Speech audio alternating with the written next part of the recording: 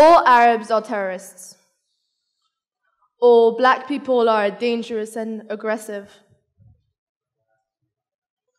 All Asians are responsible for the coronavirus and are all from China. Do I make you uncomfortable? Welcome to the daily life of a person of color. You see, growing up in France, being the daughter of a Moroccan father and Algerian mother, as well as having both of my grandmothers wear the headscarves, I've witnessed a fair share of racial stereotypes being applied in front of my young, innocent self at the time. A time where innocence really was a bliss, and where, to me, a race was something you'd run or swim and get a big shiny medal at the end if you win. Hello, my name is Jad, and for today's speech, I'll be talking about the danger of racial stereotypes. As human beings, we naturally group into categories the people that we encounter. It is our way of understanding one another. We use stereotypes in order to simplify our social world and reduce the amount of processing. This is our brain using preconceived markers made from previous experiences and associating them to anyone with similar features or attributes. Now, let's talk about why these stereotypes we seem to have implanted in our society are so much more dangerous and threatening than we think. A study performed in 2014 in Toronto demonstrates the dark truth of our world. Teachers were asked about the public schools in which they currently worked in. Now, they reported that students in the ethnically, linguistically, and racially diverse inner city school or public schools were often categorized by educators as disruptive, troublemaker, dangerous, and individuals that are likely to end up in prison. All of these assumptions were purely based on their appearances. This is one of the many examples where racial stereotypes segregates and demoralizes individuals. Now, I want to talk about how, or should I say, how early. Disney. We all love Disney, right? We all loved watching Cinderella for the 100th time or teared up a little bit when Mufasa dies in The Lion King. But what if I told you that to this day, Disney studios face an enormous amount of criticism for including offensive racial stereotypes in their children's movie? Like in Peter Pan, where there is a whole song dedicated to mocking Native Americans and their red skin.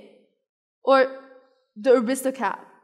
That's right, a movie about cats managed to become racist. An Asian cat playing the piano with chopstick in a mocking accent and almond-shaped eyes. This means that children as young as 3 years old are already told how an individual should act based on what they look like. This hypothesis was also proven by Murray Clark, emphasizing the toxicity of the world we live in. Young African-American children were shown 2 identical dolls. They would then ask a series of questions like, which doll is nicer? Which doll is prettier? And I'll let you guess the answer for this one. They pointed to the white doll. They were then asked which doll they looked more like. They pointed to the black doll. The same doll they just called ugly and mean. This just proves how much our media influences the younger generation and pushes them to grow up believing in those stereotypes. 61.8% of hate crimes committed in 2020 were racially motivated. We've allowed ourselves to assume things about one another and let it become the norm. Which left me wondering, what were people's first impression of me? Did they group me in a racial category and assume my personality from that?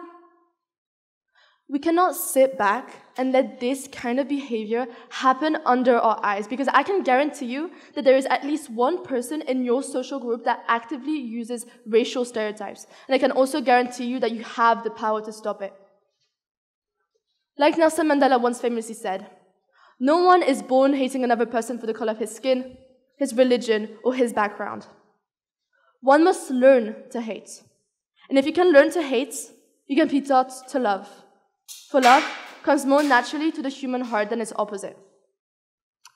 You know, I understand that some of you might struggle to grasp the concept of undoing your preconceived markers, which I honestly find rather ironic because we've all heard the phrases, don't judge a book by its cover, the clothes don't make the man, the cowl doesn't make the monk. So why do we struggle so much to include those ideologies in our daily life? Why judge? Why generalize? Let's get to know one another without assuming.